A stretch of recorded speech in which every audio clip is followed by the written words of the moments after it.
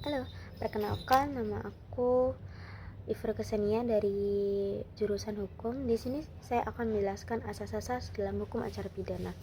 Yang pertama itu ada asas equality before the law atau asas isonomia atau Gleichheit van either for the bid atau perlakuan yang sama terhadap setiap orang di depan hukum.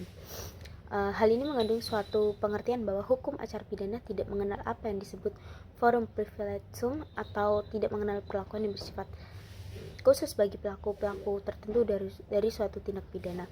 Oleh karena harus dipandang sebagai mempunyai sifat-sifat yang lain daripada sifat-sifat yang dimiliki oleh rakyat pada umumnya, misalnya sifat sebagai menteri, sifat sebagai rakyat pada umumnya, misalnya sifat sebagai anggota DPR atau MPR, sifat sebagai kepala daerah dan sebagainya.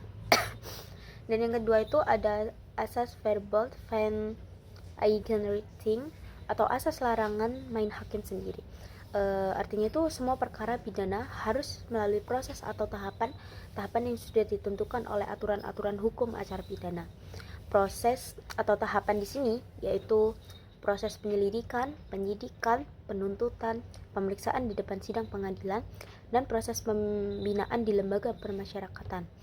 Kalau menurut asas ini tuh tidak dibenarkan menyelesaikan suatu proses hukum ataupun akibat hukum sesuatu tindak pidana tidak melalui proses peradilan. Dan yang ketiga itu ada asas iudex ne projectio ex officio atau sikap hakim pasif dalam proses penuntutan menurut hukum pidana. Asas ini tuh memberikan suatu pengertian bahwa hakim itu harus bersifat menunggu sampai pejabat yang berwenang melakukan penuntutan, yakni penuntut umum, telah mengajukan suatu perkara kepadanya untuk diadili. Oleh Jerman itu mengatakan bahwa kein Kläger ist kein Richter, atau yang artinya itu di mana tidak ada penuntutan maka di situ juga tidak ada pekerjaan yang harus dilakukan oleh hakim. Jadi satu-satunya lembaga atau badan yang berwenang melimpahkan perkara pidana ke depan sidang pengadilan negeri yaitu lembaga atau badan penuntutan umum. Wewenang penuntutan dipegang oleh penuntutan umum sebagai monopoli. Ini disebut dominus litis di tangan penuntut umum. Dominus berasal dari bahasa Latin yang artinya pemilik. Hakim tidak dapat meminta supaya suatu tindak pidana diajukan kepadanya. Terus yang keempat itu ada asas openheid van het process, keterbukaan dari suatu proses peradilan.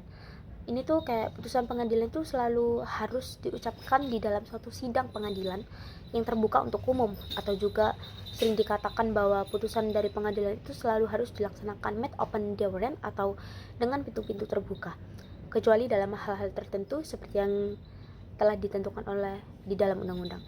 Dan yang kelima itu ada asas onafhankelijkheid der rechtelijkheid, atau asas kebebasan hakim dalam mengadili suatu perkara. Jadi kayak hakim dalam mengadili suatu perkara tidak boleh mendapat tekanan dari siapapun dalam bentuk apapun, baik dari individu maupun dari penguasa. Nah, itu merupakan dari 5 asas yang saya ambil dari hukum acara pidana. Terima kasih.